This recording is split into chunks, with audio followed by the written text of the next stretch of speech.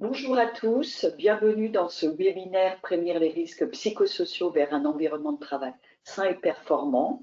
On va se présenter. Donc moi, c'est Chantal Benoît. Je suis consultante en ressources humaines, chef de projet au cabinet de conseil en ressources humaines Actiforce. Et moi, c'est Marine Facon, je suis responsable de mission sociale chez Orcom. Et responsable de mission sociale, ça veut foncièrement dire juriste en droit du travail. Et donc, on va vous accompagner, Chantal et moi, tout au long de cette heure pour vous présenter ce qu'est un risque psychosocial et comment vous pouvez, au sein de votre société, pouvoir l'anticiper et quand ça arrive, pouvoir l'éradiquer, on va dire. Alors, avec Marine, on va peut-être faire un constat. Nous, de plus en plus, là, nous sommes sollicités suite à des suspicions de harcèlement, voire de conflits, de tensions dans les équipes. Ce qui était moins présent il y a quelques années, moi j'ai rejoint Actiforce il y a maintenant 7 ans, et je trouve que depuis 2 ans, ça s'est amplifié et on vient nous solliciter dans des situations de crise.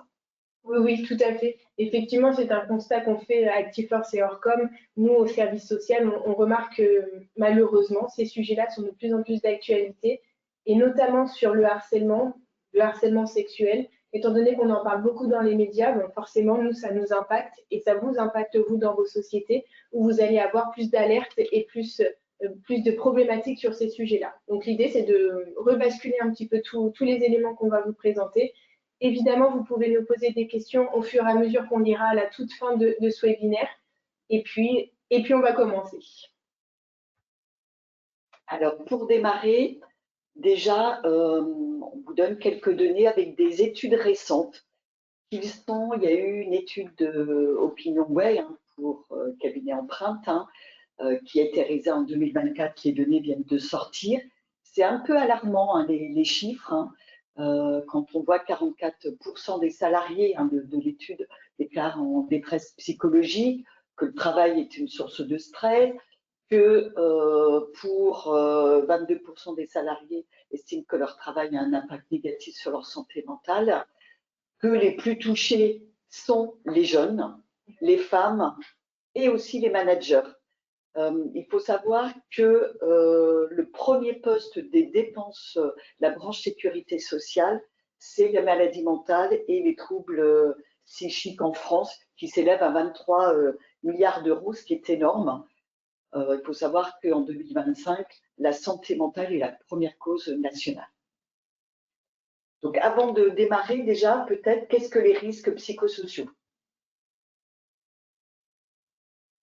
Alors, les risques psychosociaux, c'est tout ce qui concerne les situations de travail, l'environnement de travail, les conditions de travail qui ont un impact sur la santé mentale et la santé physique des salariés. Là, on a 2 définitions de l'INRS ou du ministère du Travail qui disent que ça correspond à les situations de travail où sont présents le stress, les violences internes, que ce soit entre collègues, entre services, entre hiérarchies ou externes, qui peuvent être des clients ou des fournisseurs, en tout cas, qui ont un impact sur la santé physique et mentale, qui ne permettent pas aux salariés de remplir pleinement leur mission ou de faire face à des situations de tension.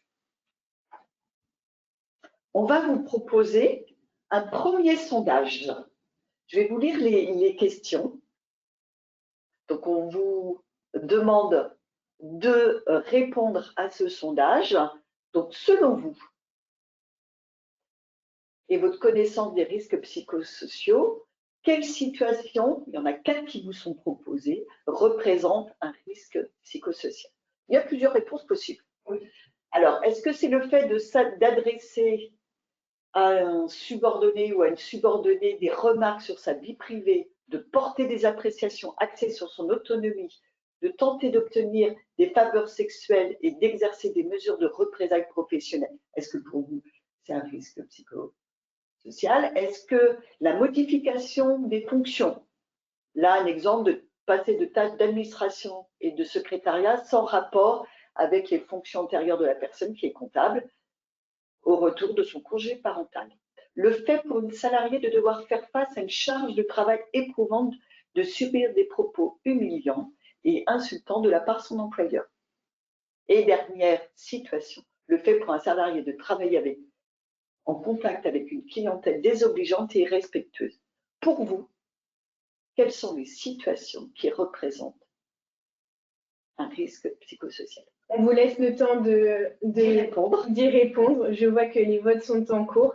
Effectivement, comme on vous l'a indiqué, il y a plusieurs réponses possibles.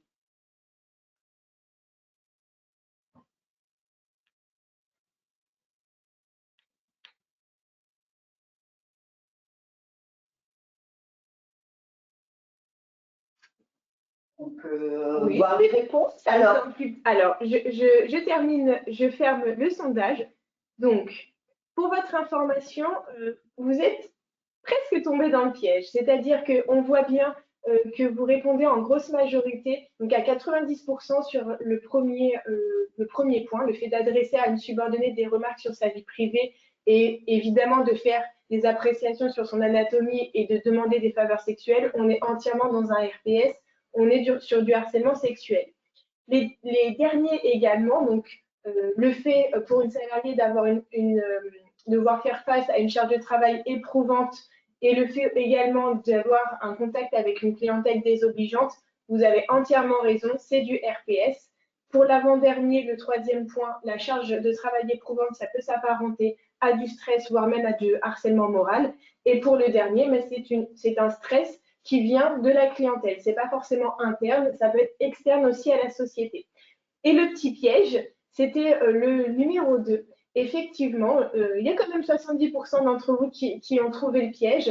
La modification des fonctions et des tâches d'une salariée à son retour de congé parental, si ces modifications ne sont pas justifiées par un élément matériel et en tout cas quelque chose de juste, on va rentrer dans du harcèlement moral tout simplement parce que la personne va se sentir négligée, ne va pas comprendre la situation et on sera également sur du RPS.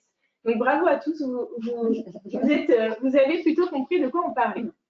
Je ferme le sondage et je reviens sur notre présentation. Donc, comme vient de le dire Marine, en effet, le travail peut être une source de danger ou de stress. Et quand on parle de RPS, soit c'est combiné ou isolé. On parle de violence externe, hein, on parle de clients, on parle on peut parler de fournisseurs, quand il y a des insultes, des menaces, des agressions, des incivilités. Hein, c'est pour ça que certaines structures comme la police, les hôpitaux ont pris des mesures hein, pour protéger les salariés. Quand il y a du stress et que la personne, du stress répété, hein, et que la personne n'arrive plus à y faire face, et des violences internes, hein, on va parler de harcèlement, on peut parler de dénigrement, on peut parler de conflit, et quand il y a des conséquences pour les agents ou pour les salariés, des conséquences sur la santé physique, hein, donc des troubles d'anxiété par exemple, conséquences même physiques, hein, troubles du sommeil, troubles mal de dos, et ça a aussi un impact sur les équipes. On voit hein, des tensions, un climat qui se dégrade, et ça aura forcément un impact aussi si on est dans le milieu de la production, sur la production, voire quand on est dans les services, sur la qualité du service qu'on rend aux autres. En tout cas, les impacts peuvent être importants. Donc à présent, on va vous donner quelques petits conseils pour anticiper justement et mettre en place des actions préventives avant finalement d'arriver à une situation réelle de RPS. Donc là, on vous présente dans un premier temps les obligations légales. On pose le légal et ensuite on voit dans le concret ce qu'on peut faire. Donc le cadre général de la prévention de ces risques obéit aux principes généraux de prévention et à l'obligation de sécurité de résultat de l'employeur. C'est hyper important cette notion de sécurité de résultat de l'employeur parce qu'en droit du travail, vous avez deux obligations de sécurité. Sécurité des résultats, ça signifie qu'on vous attend sur le résultat qui en résulte. Et l'obligation de moyens, ça veut dire que si vous êtes en capacité de prouver que vous avez mis tous les moyens en œuvre pour ne pas arriver à une situation auquel cas votre obligation est remplie. Mais ce n'est pas le cas dans le cadre de RPS. On veut vraiment des résultats. Ça signifie finalement que vous, en tant qu'employeur, vous avez l'obligation que vos salariés soient bien dans votre société. Il doit assurer la santé mentale de ses salariés. On doit prendre toutes les mesures pour prévenir des agissements de harcèlement moral. Et en cas d'échec de certaines politiques de prévention que vous pouvez mettre en place, toutes les atteintes à la santé mentale pourront faire l'objet de prise en charge au titre des accidents du travail ou encore des maladies professionnelles. Donc c'est en ça que toute votre démarche de prévention est hyper importante et cruciale, parce qu'on va vous demander si malheureusement vous avez un suicide dans votre société ou si vous avez des dépressions ou des stress. Ces dépressions, ces stress pourront être apparentés comme des maladies professionnelles. Et vous, derrière, donc déjà, il y a toute la charge que ça va générer en plus. Mais en plus, si vous avez le moindre contentieux, on va vous demander qu'avez-vous mis en place, quelles sont vos obligations de sécurité de résultats que vous avez faites. Et si vous n'êtes pas en capacité de prouver que vous avez mis tous les moyens pour arriver à un résultat avec un environnement serein et sain, vous êtes sûr que vous allez devoir payer des dommages et intérêts. Donc c'est dans ça que cette prévention est hyper importante pour les entreprises. Donc, on vous fait un petit point spécifique sur le stress au travail, parce que comme vous l'a expliqué Chantal, finalement, les RPS, ça englobe pas mal de points. Le stress au travail, le harcèlement, l'environnement de travail. Donc, le stress au travail, ça peut être très difficile à qualifier, tout simplement parce que c'est différent d'un individu à l'autre. En effet, l'état de stress survient lorsque je vais avoir un déséquilibre entre la perception qu'une personne a de contraintes qu'on lui impose et la perception qu'elle a de ses propres ressources. Ça signifie, par exemple, je vais donner à mon salarié une charge de travail que je vais considérer comme correcte, et cette personne va voir cette charge de travail beaucoup plus importante que ce que moi j'ai la perception de lui donner. Donc il y a une différence entre ce que je donne, en tout cas la perception de ce que je donne et la perception de ce que mon salarié reçoit, et cette différence va générer du stress. Donc c'est très difficile de pouvoir identifier une situation de stress, tout simplement parce que la situation pour vous n'est peut-être pas stressante, mais va l'être pour votre collaborateur. Du coup, on va être dans une situation où le stress va se générer, va s'accentuer. Et si vous n'êtes pas en capacité de le prévenir, on va faire face du coup à un risque psychosocial avec éventuellement ce qu'on peut appeler du burn-out. Donc vous avez le burn-out qu'on connaît tous plutôt bien. On sait que c'est une accumulation de charges de travail et les personnes stressent et du coup on en arrive à un moment à saturation, c'est ce qu'on appelle le burn-out. Et vous avez également, et ça peut être un peu plus compliqué à expliquer, c'est le bore-out. En anglais, bore, du coup, c'est l'ennui. Et ça peut être aussi une situation très stressante pour le salarié de ne pas être alimenté correctement de travail. Donc ça, c'est vraiment deux situations distinctes, mais c'est vrai qu'en général, on fait plus face au burn-out. Et donc le stress, ça ne va pas être considéré comme une maladie, mais si on expose de manière prolongée quelqu'un à une situation de stress, on va alors pouvoir générer peut-être des problèmes de santé qui vont ensuite générer éventuellement des accidents du travail ou alors des maladies professionnelles en lien avec ce stress. Donc le stress, voici à peu près ce que c'est et on va le voir justement comment le prévenir et éviter une situation stressante au travail. C'est important de bien identifier quels sont les facteurs de stress. Donc là, nous appuyons sur les 6 catégories de facteurs de RPS, de GOLAC. 6 qui sont l'intensité, temps de travail, j'y reviendrai, les exigences émotionnelles, l'autonomie et marge de manœuvre, les rapports sociaux et reconnaissance, conflits de valeurs et insécurité socio-économique. On va pouvoir poursuivre.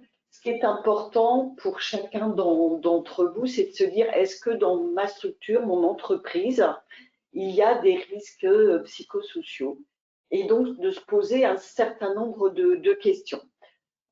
C'est ce que je vais faire pour que vous puissiez identifier est-ce qu'il y a des RPS ou pas. Par exemple, quand on parle d'intensité, temps de travail, est-ce que le volume de travail demandé est-il compatible avec le temps de travail que la personne a? Est-ce qu'il y a un écart entre le travail prescrit, c'est-à-dire le travail demandé, et le travail réel? Et pour pouvoir le faire, sur quoi la personne s'appuie. Est-ce qu'il y a des procédures, est-ce qu'il y a des prescriptions, comment elle gère ça au quotidien.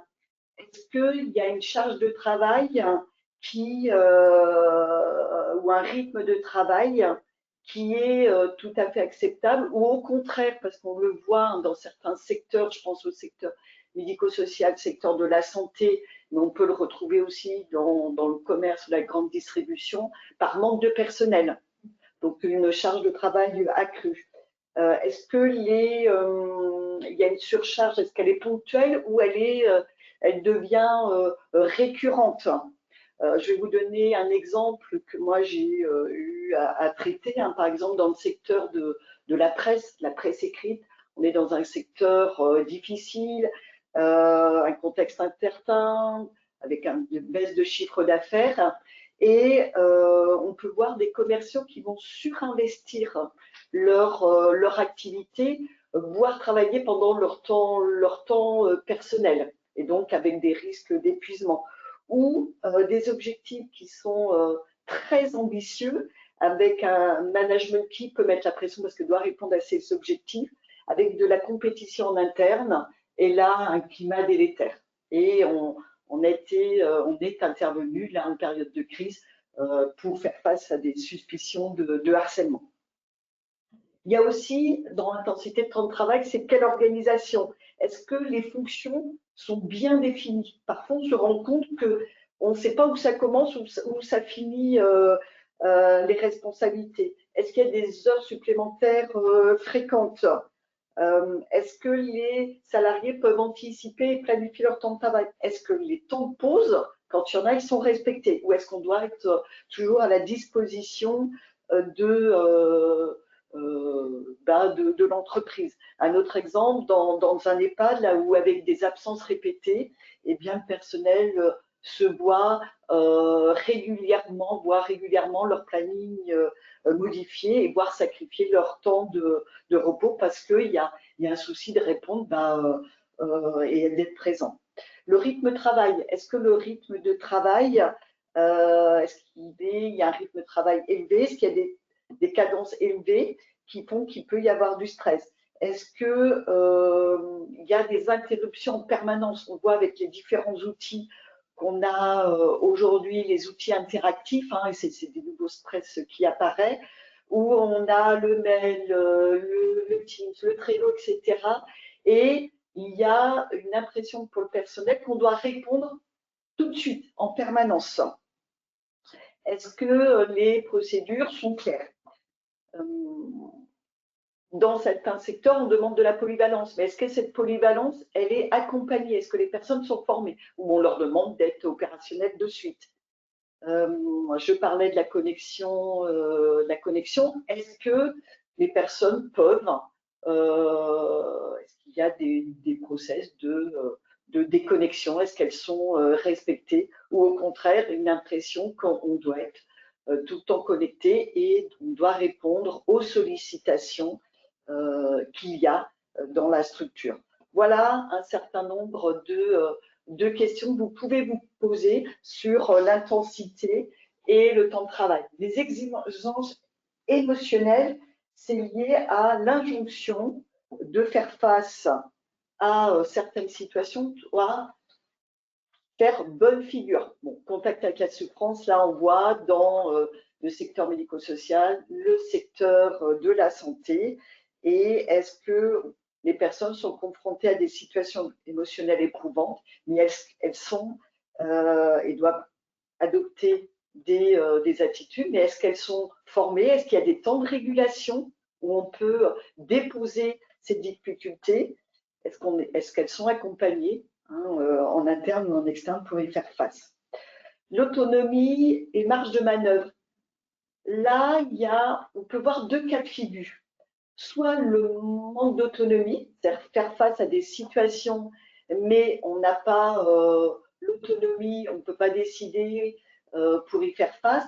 Soit, moi, j'ai vu aussi la surautonomie, c'est-à-dire que dans certaines situations, les salariés doivent faire face à des situations où il n'y a pas forcément de contrôle ou d'accompagnement.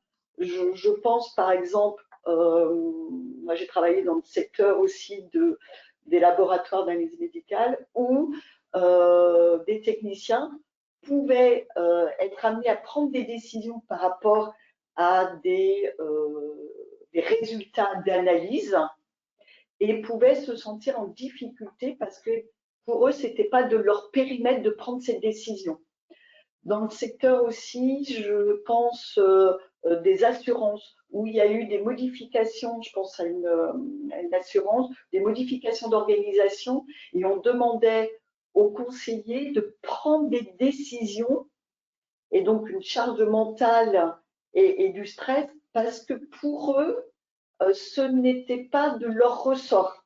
Donc on voit quand il n'y a pas suffisamment d'accompagnement à ces changements de périmètre d'action, il peut y avoir du stress et des difficultés pour faire face à son activité. Donc c'est bien sous-autonomie ou sur-autonomie et donc un impact sur les marges de manœuvre. Autre rapport socio-reconnaissance. On peut voir, c'est tout ce qui est lié à la qualité des relations au sein de son service ou au sein de l'entreprise. Alors que ça soit avec les collègues, que ça soit interservice ou que ça soit avec son manager.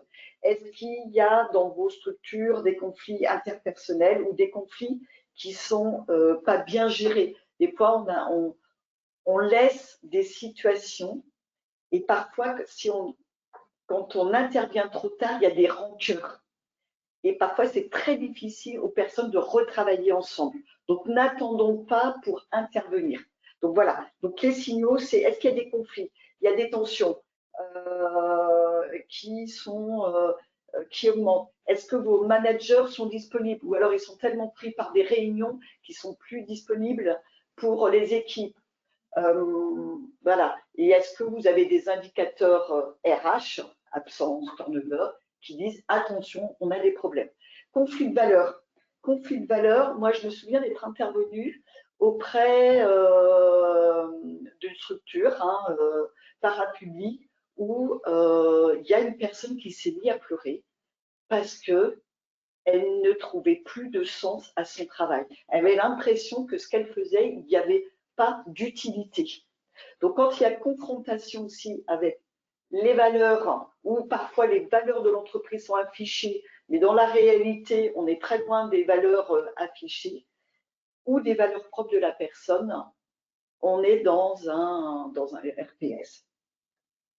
Je vois, et j'échangeais tout à l'heure avec Marine, dans une structure où une personne est amenée à faire des contrats de travail. C'est une personne qui est comptable, qui n'a pas forcément été formée à la gestion de ressources humaines. Elle a les informations pour la réalisation des contrats à la dernière minute. Parfois, elle n'a même pas les informations. Et là, elle ne comprend même plus ce qu'elle fait. Donc là, dans ce cas-là, on peut être soit avec des personnes, c'est le cas, qui vont se détacher, qui disent je fais pour faire, c'est pas mieux, ou des personnes qui perdent du sens au travail et qui se mettent en stress parce qu'on oublie de bien faire et comprennent qu'il y a des enjeux en faisant des contrats de travail. Insécurité socio-économique, dernière catégorie. Là, on est dans des environnements, et on le voit en 2025, où parfois il y a des réorganisations, mais même si elles existent depuis plusieurs années, mais peur de perdre son travail. On voit avec l'arrivée de l'IA, il peut y avoir des interrogations aussi. L'impact que ça va avoir sur mon travail. Donc aussi l'insécurité, l'importance d'accompagner quand il y a des changements. Voilà pour les catégories. On vous propose un deuxième sondage, votre document unique d'évaluation des risques professionnels. Est-ce qu'il inclut une analyse des risques psychosociaux? Marie, lance le. Je viens de lancer. Est-ce que oui, de manière détaillée et actualisée? Oui, mais bon, allez, on le fait parce qu'on sait qu'il faut le mettre dedans. Non, pas encore. Ou vous ne savez pas. Ou ce n'est pas de votre ressort. Je vous laisse 2 minutes pour y répondre.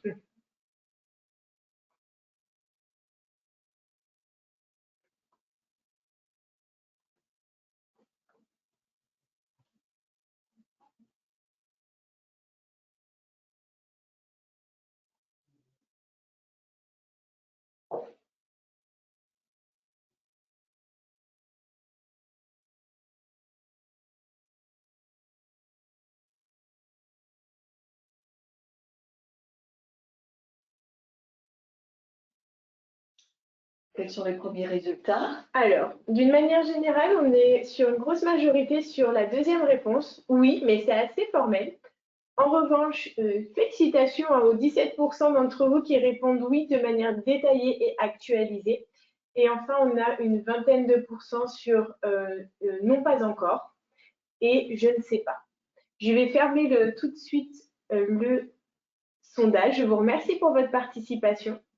Ce qui est hyper intéressant dans ce sondage, c'est finalement de voir votre analyse des URP et voir si vous aviez même l'initiative que d'indiquer des RPS dans votre DURP. Donc c'est plutôt rassurant parce qu'effectivement, à 45%, c'est quand même oui, même si c'est assez formel, ça apparaît tout de même. Et ensuite, Chantal pourra vous faire un petit point un peu plus en détail sur justement ce qu'il faut faire apparaître dans ce DURP.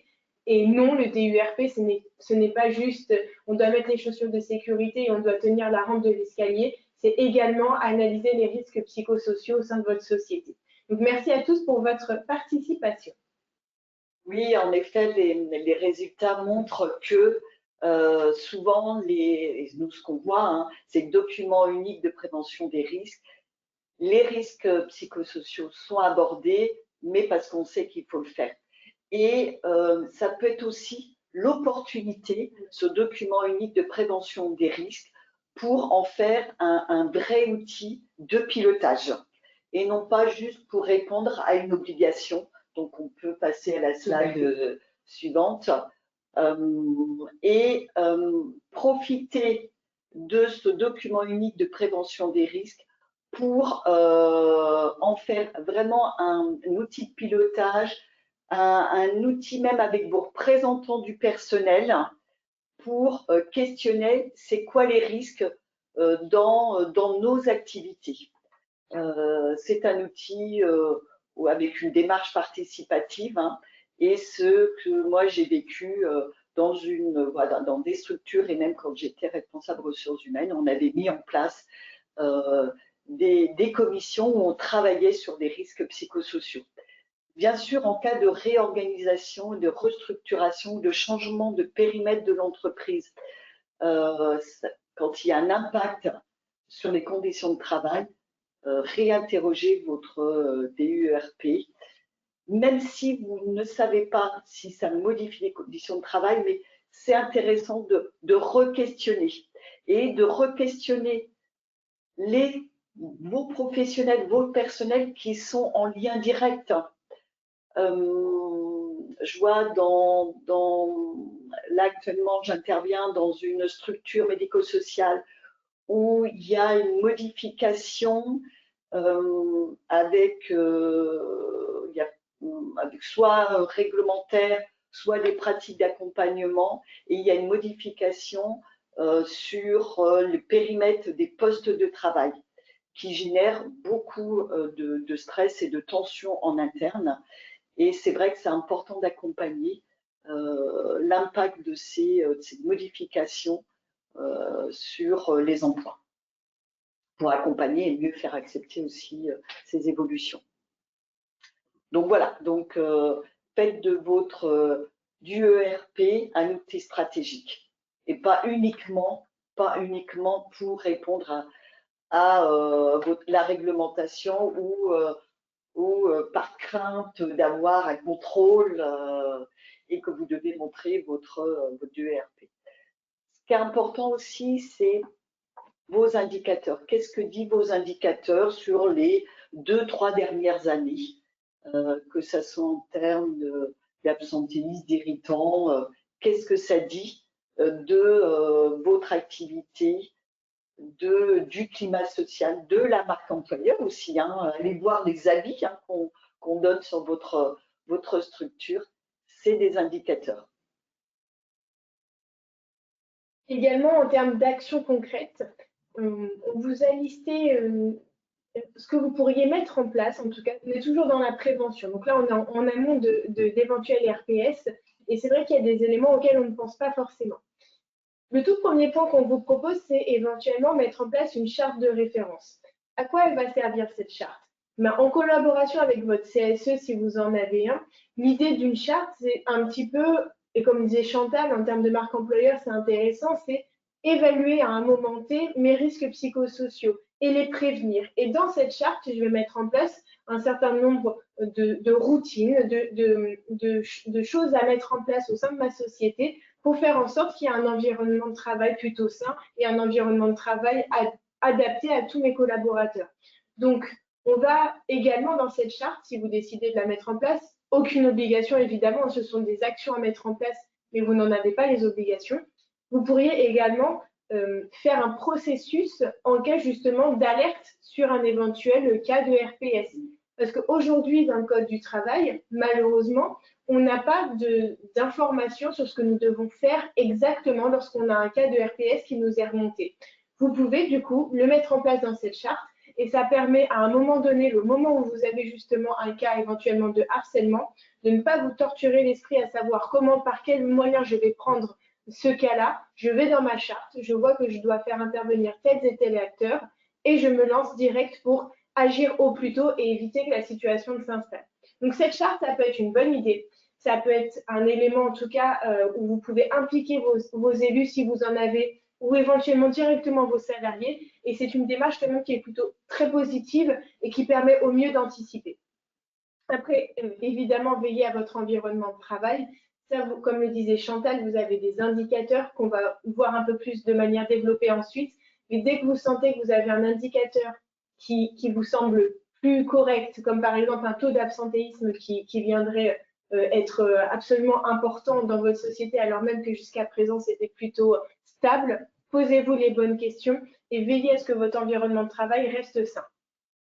On se le disait il y a quelques secondes, quoi qu'il arrive, si vous avez des élus, si vous avez un CSE, il faudra l'intégrer à vos réflexions, il faudra travailler avec lui et il sera de bons conseils pour justement vous amener à prendre les bonnes décisions sur ce genre de situation.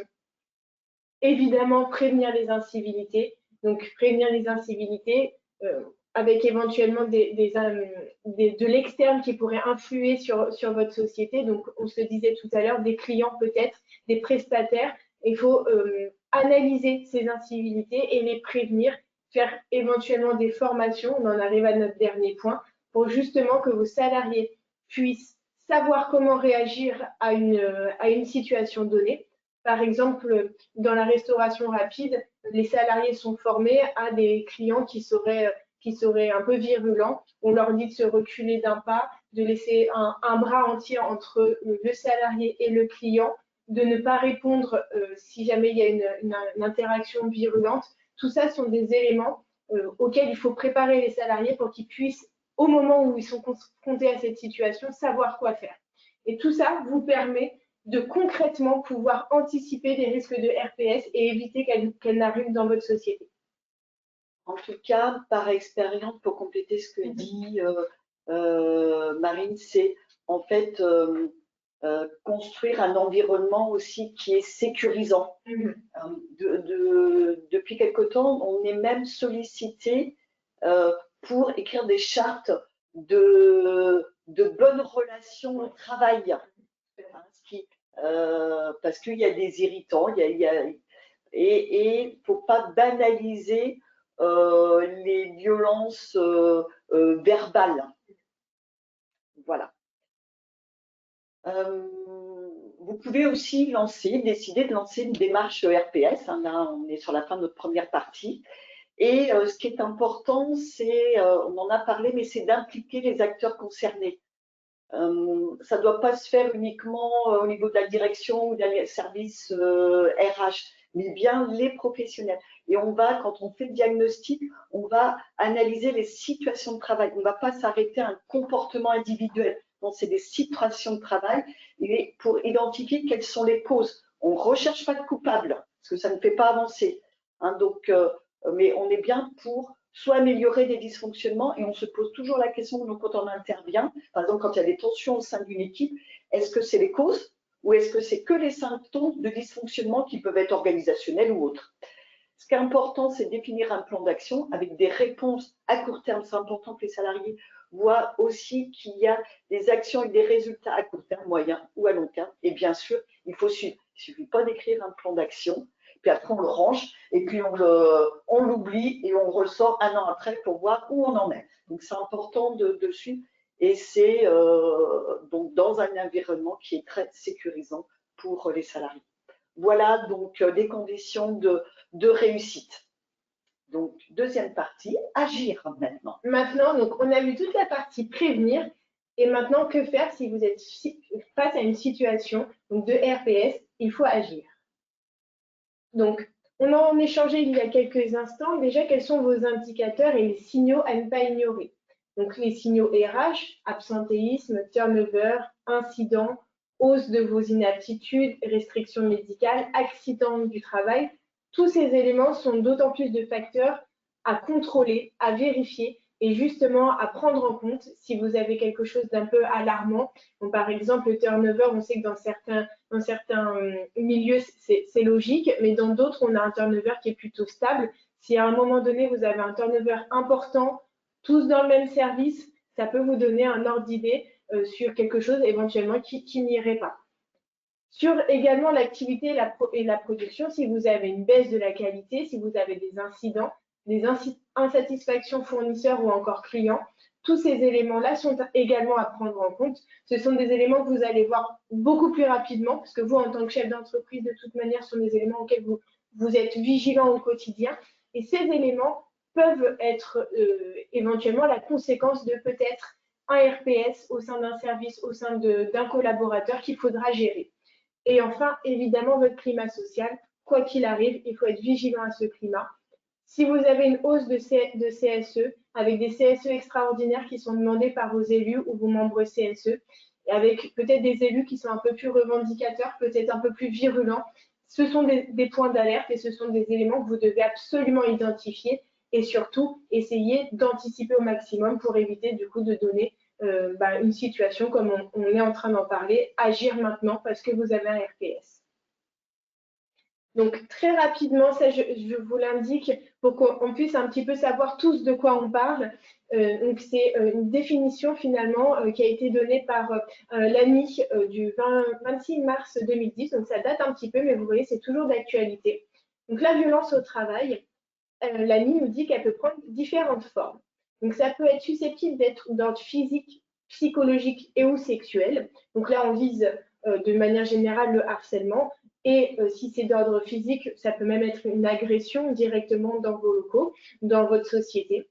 Ça peut être également susceptible de consister en incidents ponctuels ou un comportement systématique. Ça, c'est très intéressant parce que ça signifie que la violence au travail, ça peut être à un moment donné quelque chose qui s'est passé, une agression physique, une agression sexuelle qui peut se dérouler sur le lieu de travail. Et donc, ça peut être juste ponctuel. Et ça peut être également des comportements systématiques, et c'est la définition même du harcèlement, avec des événements qui sont répétés, qui sont peut-être moins graves à un moment donné, mais le fait d'être répété peut du coup générer une violence au travail assez importante. Cette violence au travail, elle peut être exercée soit entre collègues, soit entre supérieurs et subordonnés, ou par des tiers, tels que des clients ou des consommateurs. Ce qui est intéressant dans ce troisième point, c'est que là, on vient identifier nos acteurs. Qui sont nos acteurs de RPS? Ça peut être tout à fait entre collègues, ça peut être mon supérieur hiérarchique, éventuellement qui va me donner une charge de travail trop importante, on en parlait tout à l'heure. Ça peut être également des clients, des consommateurs qui vont être agressifs vis-à-vis du collaborateur. Donc, tous ces acteurs-là peuvent contribuer à du RPS. Et également, ça peut aller de cas mineurs, de manque de respect et des agissements beaucoup plus graves, avec des délits éventuellement. Donc, tous ces éléments-là, par exemple, si vous avez une agression physique, une rixe sur votre lieu de travail, on est bien sur des violences au travail qu'il faut prévenir. Donc ça, ce sont nos premiers éléments. On a identifié nos acteurs et on a identifié ce que peut être une violence au travail. Ensuite, plus précisément, idem, je passe assez rapidement, c'est pour qu'on puisse identifier de quoi on parle, mais le harcèlement sexuel. Le harcèlement sexuel, aujourd'hui, grâce ou à cause des médias, on ne saurait pas trop le définir, mais en tout cas, tout le monde a une idée de ce qu'est du harcèlement sexuel. Mais la réalité, c'est que le Code du travail le définit, ce harcèlement sexuel, et on se rend compte que finalement, ça peut être plein de situations différentes. Vous avez un premier point. Le harcèlement sexuel, ça va être constitué de propos ou comportements à connotation sexuelle ou sexiste répétés, qui vont venir porter atteinte à la dignité du salarié ou va avoir un caractère dégradant. Donc, la situation, elle va finalement devenir très hostile ou même offensante. Ce harcèlement sexuel, dans cette première définition, on se rend compte que même des agissements sexistes répétés, ça pourrait être par exemple des paroles envers les femmes d'une manière générale, sans forcément viser quelqu'un en particulier, mais en tout cas le simple fait de dire qu'une femme, par exemple, dans le milieu routier, ne sait pas conduire correctement un camion, dans ce cadre-là, si c'est répété, si c'est offensant, et si ça crée une situation de travail hostile, on pourrait considérer tout à fait que c'est du harcèlement sexuel. Depuis 2022, on a un élargissement de cette définition. Donc maintenant, on va considérer comme étant du harcèlement sexuel lorsqu'un même salarié subit des propos ou comportements venant de plusieurs personnes de manière concertée ou à l'instigation de l'une d'entre elles. En fait, cette définition-là, elle est venue finalement être en lien avec la Cour de cassation, parce que la Cour de cassation auparavant disait, à partir du moment où une situation n'est pas répétée, nous ne sommes pas dans du harcèlement. Et là, la loi nous dit non, ce n'est plus vrai. À partir du moment où plusieurs personnes, même si ces plusieurs personnes ne font qu'une seule remarque à un salarié, ça reste une situation où le salarié est dans une situation intimidante. Plusieurs personnes se sont liguées contre ce salarié en l'occurrence. Et si vous avez également une personne qui va faire plusieurs fois de manière répétée, on sera encore dans du harcèlement. Donc vraiment, on vient élargir ce qui est du harcèlement sexuel. Et enfin, on vient nous dire que même si ce n'est pas répété, si c'est dans la volonté d'avoir un acte sexuel, donc que ce soit pour la personne qui fait le harcèlement ou même au profit d'une autre personne, dans ce cadre-là, on est bien sur du harcèlement sexuel.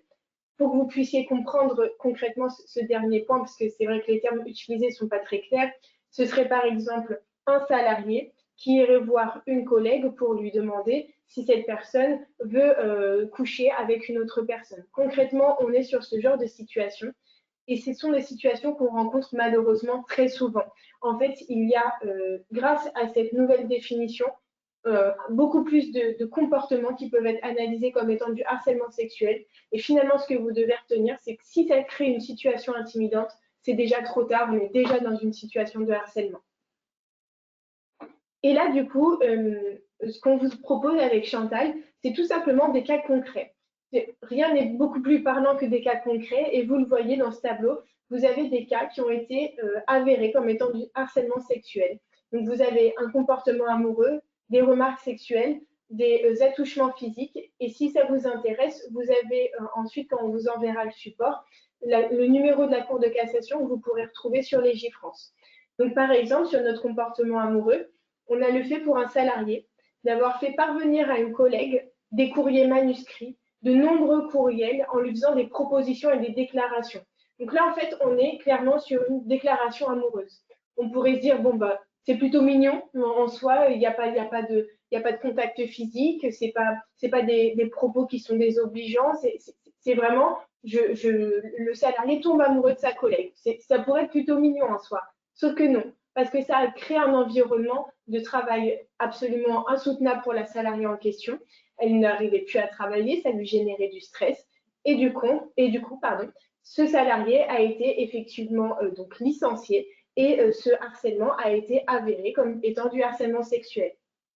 Ensuite, de manière plus classique, vous avez le fait d'adresser à une subordonnée des remarques sur sa vie privée, de porter des appréciations sur son anatomie, de tenter d'obtenir des faveurs sexuelles et d'exercer des mesures de représailles professionnelles. Bon, là, on est dans le cas vraiment indéniable de harcèlement sexuel. Ça vous parle beaucoup plus, je pense. Il n'y a pas de suspense. Dans ce cadre-là, effectivement, on est bien sur du harcèlement sexuel.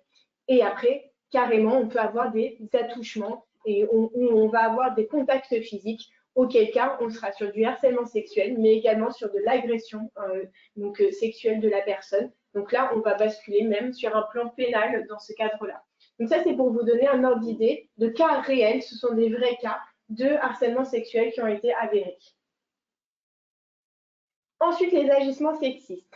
Les agissements sexistes, vous en entendez parler. Voici ce que c'est réellement. Donc, les agissements sexistes sont définis comme tout agissement lié au sexe d'une personne ayant pour objet ou pour effet de porter atteinte à sa dignité ou de créer un environnement intimidant, hostile, dégradant, humiliant ou offensant. Ça ressemble beaucoup à la définition du harcèlement, sauf que là, on ne parle plus de répétition, on ne parle plus de personnes qui se seraient mis en groupe pour éventuellement intimider une personne. Ce sont tout agissements finalement sexistes qu'on va pouvoir rencontrer. Excusez-moi, j'ai oublié de vous dire sur les agissements sexistes, ce qui me semble très intéressant, c'est également, je pense que vous le rencontrez, en ce moment, on a un peu un choc de génération avec une génération nouvelle, nos nouveaux collaborateurs, nos plus jeunes collaborateurs qui, grâce aux médias, vont avoir beaucoup entendu parler des mouvements comme MeToo, des choses comme ça, et du coup qui ont une conscience très approfondie de justement les ajustements sexistes et le harcèlement, et ils ont une conscience beaucoup plus revendicateur. Et en tout cas, ce qui passait il y a quelques années, il y a une vingtaine d'années en arrière, ne passe plus aujourd'hui. Et des fois, on va avoir des chocs de culture, notamment dans des milieux qui sont peut-être un peu masculins, où on va faire des blagues un peu graveleuses. Et jusqu'à présent, le salarié peut peut-être avoir 30 ans d'ancienneté, il a toujours fait ses blagues et ça passait. Et maintenant, ça ne passe plus. Et ben, on est absolument dans cette situation où justement, il faut prévenir ce genre de problématiques parce que du coup, on va rentrer dans des agissements sexistes alors même que le salarié, lui, ne pense pas mal faire, mais la réalité, elle est qu'il fait mal. Et enfin, plutôt rapidement parce qu'on a pris un peu de retard, il me reste 10 minutes. Donc le harcèlement moral, pour résumer, finalement, le harcèlement moral, très compliqué à venir définir parce que ça va être le ressenti de chaque personne. Et donc en fait, ça va être une situation où ça va avoir des conséquences sur la dignité du salarié, ça va altérer sa santé physique ou mentale, et ça va être des situations où on va venir dégrader sa santé physique, par exemple, avec une charge de travail importante, par exemple, avec une mise au placard, parce que ça peut être aussi l'inverse. Et tout ça va générer du harcèlement moral. Là, idem, on vous a préparé un petit tableau avec différentes situations de harcèlement moral avéré. Donc, la mise au placard, donc communément appelée comme ça tout simplement parce qu'on arrête de donner du travail à un salarié. Finalement, c'est une sanction. Hein. On l'enlève de l'organigramme, en l'occurrence. On lui enlève toute responsabilité. Et dans ce cadre-là, on vous confirme, c'est bien du harcèlement moral avéré. Bien souvent, l'employeur fait ça pour espérer que la personne démissionne, mais sachez que dès que vous en arrivez à cette situation, c'est jamais bon signe pour vous. Un acharnement également, ça peut être considéré comme du harcèlement moral. Donc, je vais sanctionner mon salarié pour chaque petite chose qu'il ferait, un petit retard, une petite absence, une insubordination éventuelle. On s'acharne, et auquel cas, c'est du harcèlement moral. Rétrogradation, ça peut également en faire partie si c'est subi par le salarié et si c'est injustifié. Et enfin, des appréciations négatives sur la qualité du travail, des appréciations qui seraient infondées, évidemment. Dès lors que vous avez des éléments concrets, il n'y a aucun souci, tout ça est possible. Mais si c'est infondé, si on utilise un mauvais ton, si on est malveillant vis-à-vis du salarié, tous ces éléments-là font qu'on est sur du harcèlement moral avéré. Et du coup, on en arrive à, mais que faire finalement si on a une situation comme celle-ci? Donc là, on va développer finalement votre déroulé de process, d'enquête en tout cas, lorsque vous allez avoir un signalement, une alerte de RPS, de risques psychosociaux. 1, j'ai mon signalement. Donc comment ça peut arriver le signalement? Ça peut être le salarié en question qui vient directement vous voir, ça peut être un témoin, ça peut être un manager qui a été mis au courant et qui vous met ensuite au courant, ça peut être un mail, ça peut être oral. En tout cas, tout élément qui vous laisse penser à un risque psychosocial est considéré comme étant un signalement. Et vous devez agir, ne surtout pas laisser traîner. 2, je prends en compte et je m'active pour faire les choses rapidement. La prise en compte du signalement, pour vous, le premier réflexe, c'est je viens prendre en compte la parole de la personne qui s'estime harcelée, qui s'estime subir un RPS. Je prends cette personne en entretien. Soit vous avez des élus du personnel et auquel cas je vais venir intégrer mon élu du personnel, soit je n'ai pas d'élu du personnel et auquel cas je vais venir intégrer une personne neutre. Éventuellement, le responsable des RH, si vous en avez, c'est la personne la plus neutre chez vous pour gérer ce genre de situation. Donc, je prends en compte et je m'active. Si j'estime, parce qu'attention, vous avez aussi un devoir pour jauger, est-ce que je suis vraiment dans un RPS ou est-ce que je ne le suis pas? Si j'estime, au regard de toutes les définitions qu'on a vues, que je suis bien dans un cas de RPS, j'active une enquête. Mon enquête, évidemment, avec le CSE si j'ai un CSE, avec mon RH si j'ai un RH. Si malheureusement la personne qui est accusée éventuellement de harcèlement est votre RH, vous prenez quelqu'un de neutre. Essayez de prendre quelqu'un qui est cadre et qui est neutre. Mais en tout cas, soyez accompagné pour avoir un témoin à côté. Lors de cette enquête, vous prenez en entretien la personne qui s'estime victime, la personne qui éventuellement est accusée de harcèlement, tous les témoins qui peuvent rentrer en compte, donc des collègues de travail directs, le manager, et tous ces éléments-là vont pouvoir vous donner du coup une base de travail pour savoir identifier quelle est la situation. Est-ce que j'ai un vrai harcèlement? Qu'est-ce qui se passe? Ensuite, je bascule sur les mesures d'accompagnement. Une fois que j'ai fait mon enquête, il faut maintenant accompagner et voir ce qu'il en est. Mes mesures d'accompagnement, ça va être tout simplement, si j'estime que le cas de harcèlement est avéré, que j'ai du harcèlement sexuel, je mets à pied conservatoire mon salarié et je le licencie ensuite. Évidemment, avec la procédure qui va bien. Mais en tout cas, si vous considérez que le harcèlement sexuel, le harcèlement moral est avéré, vous ne pouvez pas conserver dans vos effectifs des personnes qui seraient du coup harceleurs. C'est impossible. Si vous estimez qu'il n'y a pas de harcèlement ou qu'il n'y a pas de RPS, mais que pour autant vous avez quand même analysé des situations qui n'allaient pas, parce que vous en êtes arrivé à faire une enquête, donc c'est qu'il y a quelque chose qui n'allait pas. Il faut prendre des mesures. Il faut peut-être séparer des personnes qui ne sont pas capables de travailler ensemble, les différencier dans le service, éventuellement faire des médiations. Ça, c'est plus le côté effectivement RH, et parler, essayer de trouver des compromis. En tout cas, faire en sorte que la paix revienne. Et ensuite, une fois que vous avez fait ça, il faut faire un suivi de tous vos éléments avec votre CSE. Je me répète encore, mais si vous avez un CSE, c'est avec votre CSE que vous devez faire ça. Un suivi de ce qui se passe, éventuellement au début peut-être de manière trimestrielle, et puis après on éloigne un peu plus, mais en tout cas, voir si tout ça suffit, en tout cas en termes de mesures d'accompagnement, et ensuite capitaliser et pouvoir justement anticiper de futurs RPS. Et on en revient à notre début du webinaire. Donc tout ça, c'est ce que nous, on vous préconise en termes de réaction et en termes de bons réflexes lorsque vous avez une suspicion de harcèlement ou de RPS, quel qu'il soit. Il faut réagir très rapidement. En conclusion, il ne faut pas attendre la crise parce que la crise, elle fait beaucoup de dégâts. Et parfois, c'est difficile de continuer à travailler ensemble. Et après une crise, vous pouvez avoir du turnover, en tout cas des démissions, des départs. Donc, donc si vous avez une crise, l'important, c'est faites un retour d'expérience avec les personnes qui ont été impactées. Il faut restaurer la confiance.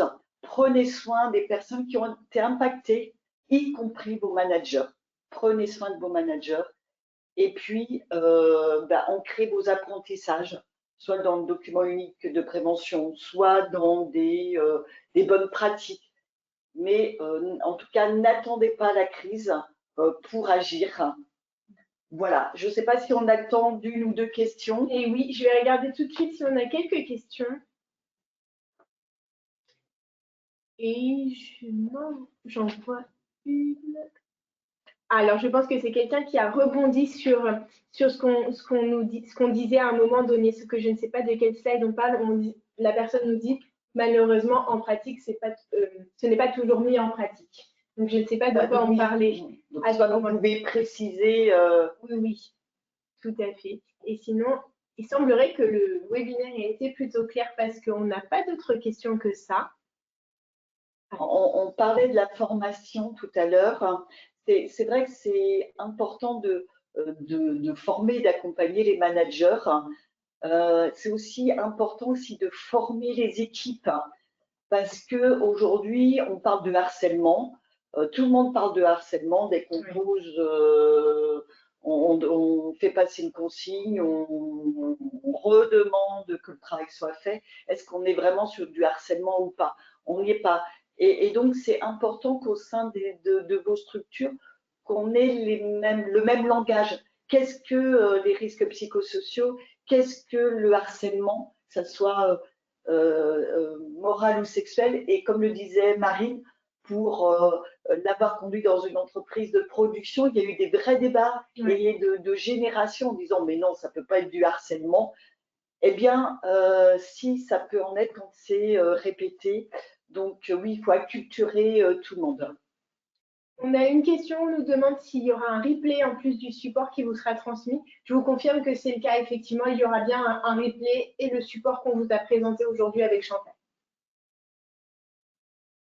Et je vous remercie pour tous vos commentaires où on nous dit que la formation était sympa. Merci beaucoup. Merci, puis on reste à votre disposition. Vous aurez nos coordonnées si vous souhaitez voilà, continuer cet échange ou si vous avez des questions. Merci. Merci à tous, bonne journée. Bonne journée, au revoir.